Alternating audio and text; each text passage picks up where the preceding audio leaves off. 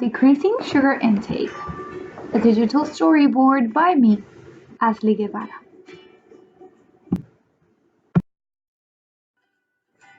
For this class, I decided to reduce the amount of sugar I consume.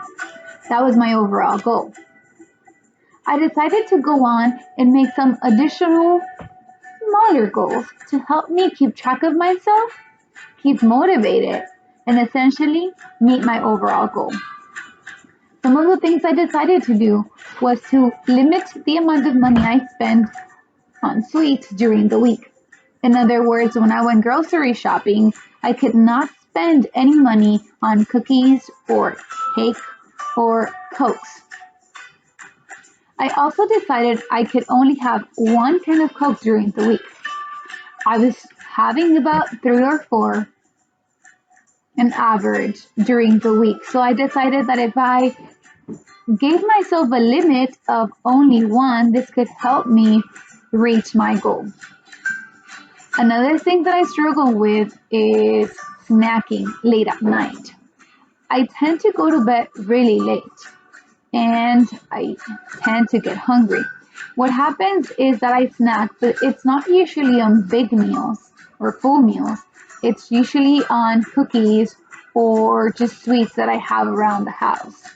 I decided that if I could go to bed a little earlier, I wouldn't have to get hungry and have snacks late at night. Another thing that really helped me was to drink more water. I kept a jug of water in my office and I made sure I always had water with me. This, I hope, would help me reduce my cravings.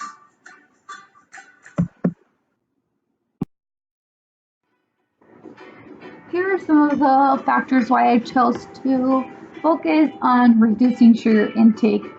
First of all, was the physical experience of stomach aches. I have been experiencing this ache since I was diagnosed with IBS, and it usually tends to get worse as I consume more unhealthy food. Also, at the beginning of the year, I was checked, I got a biometric check in the place I work, and my cholesterol levels were not doing very good, or at least I was average. Um, some other thing is that also in my job, we got, I can't remember what the wellness age, I can't remember what it's called, but basically, based on my behaviors, my health, and all the factors taken into consideration, I am 10 years older. Like my behaviors are reflected of those of a 35-year-old, and I am 25. And that's sort of scary. That is, in fact, really scary. And something it's just there is that dependency in this behavior. I cannot have a full meal without having something sweet. And again, this is just one of the risk factors that involves engaging in addictive behaviors.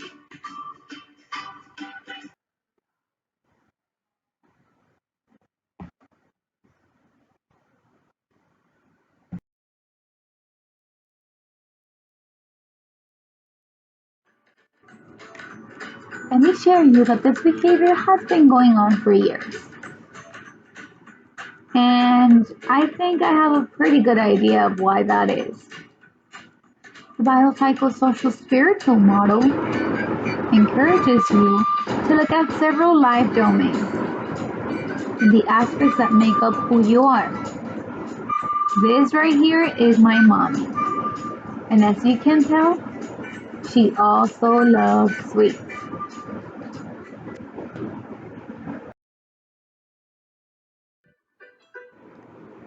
I left home to go to college about 6 years ago, and I can no longer blame mommy for the issue. But I know who to blame now. This is the new enabler, aka my husband. He's too sweet, he can't help it. Now, him and I live together, and it's only us two in the house. So this has been a barrier because he is not committed on the same goal I am. And even though I'm not spending any money on cookies, he can't help it but treat himself to some. Therefore, although I'm trying to not buy any, there's already some cookies and cake and sweets in my house because of him. Like I said, he is not committed on the same goal as I am. And he doesn't really have to. I mean, that's just my way of going about things, but it definitely makes it harder. Another thing is that I have to balance my multiple duties between job and school and the house. I tend to be really busy, and it is not unusual for me to grab a quick snack at a fast food restaurant. Sometimes I get home really late from work or from school, and I can't help it but munch on something quick. And of course, as you guessed it, I tend to go for the sweets or the high salts and the carbohydrates.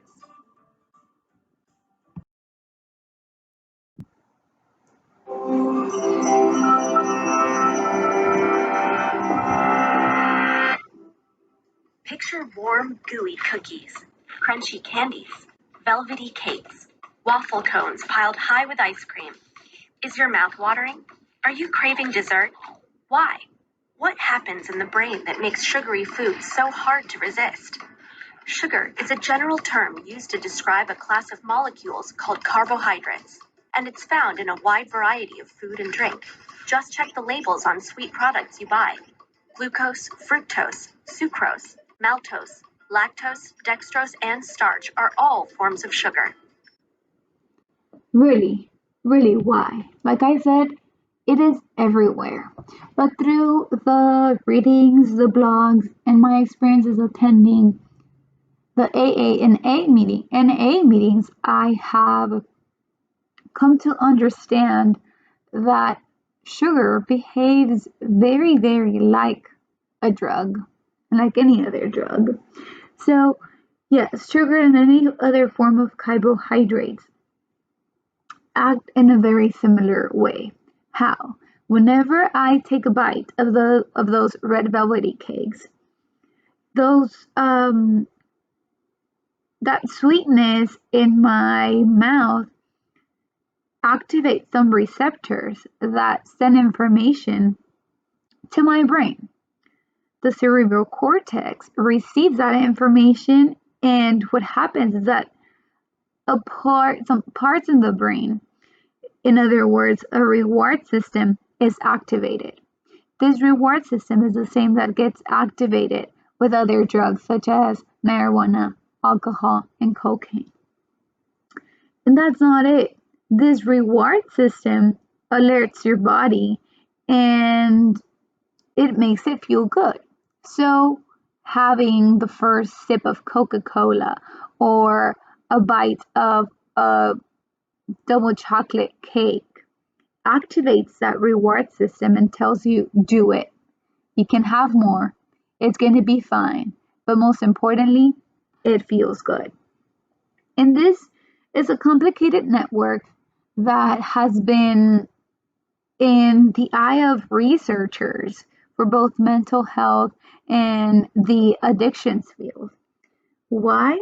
Because we know the important and crucial role this reward system has on drugs and its effects.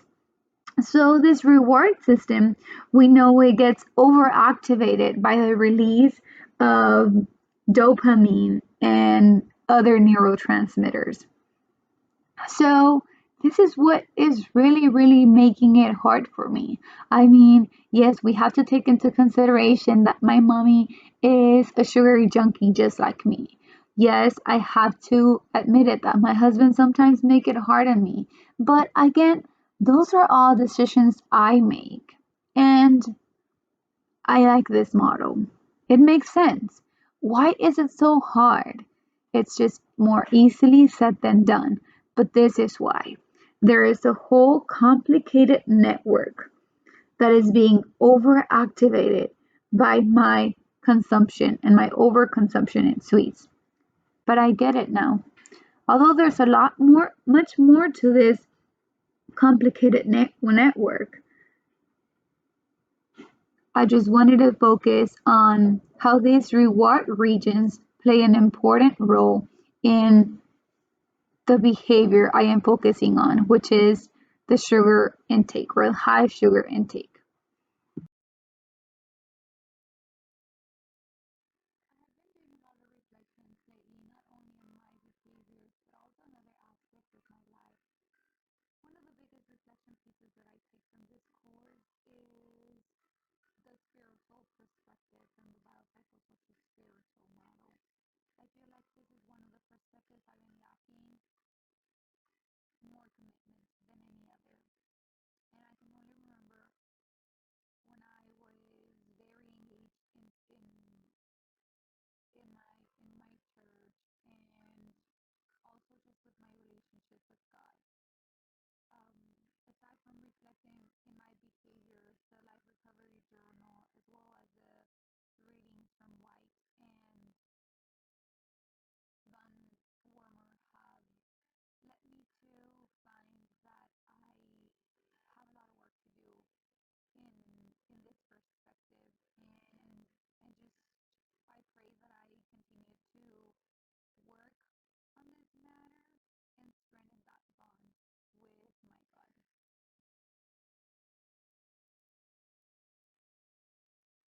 I feel like this class has provided me with a wealth of knowledge and understanding.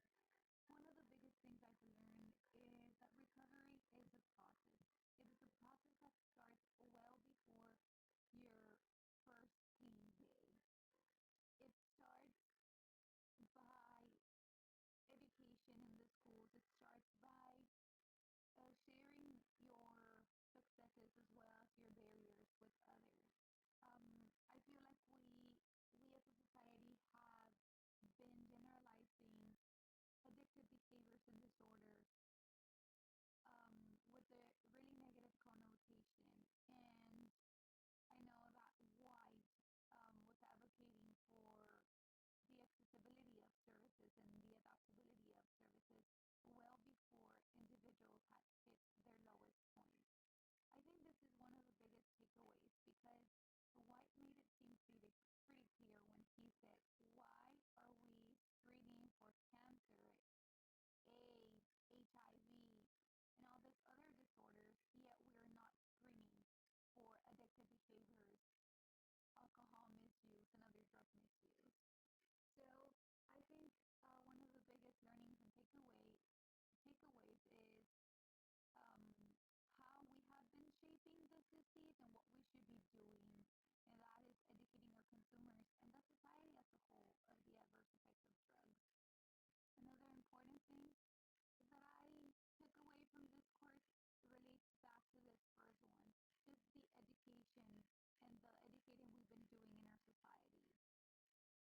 We must see this behavior as like any other, and we must continue to build our competency. And I I am fascinated by the role by the female and gender roles in the recovery process. Just by the way, females are sort of questioned whenever they come into AA or whenever they want to go into recovery, and how their successes and their barriers are experienced by other members, specifically male members. And I think that as professionals, we should be aware of how the social classes and even race affect this recovery battle. We think that addiction is only on the street, under the bridge, but no, addiction can be everywhere. We think that addiction only hits people with low income, and in fact, data shows that it's the exact opposite. People with in the highest levels of the social ladder are affected the same, if not as even more than other economies. Something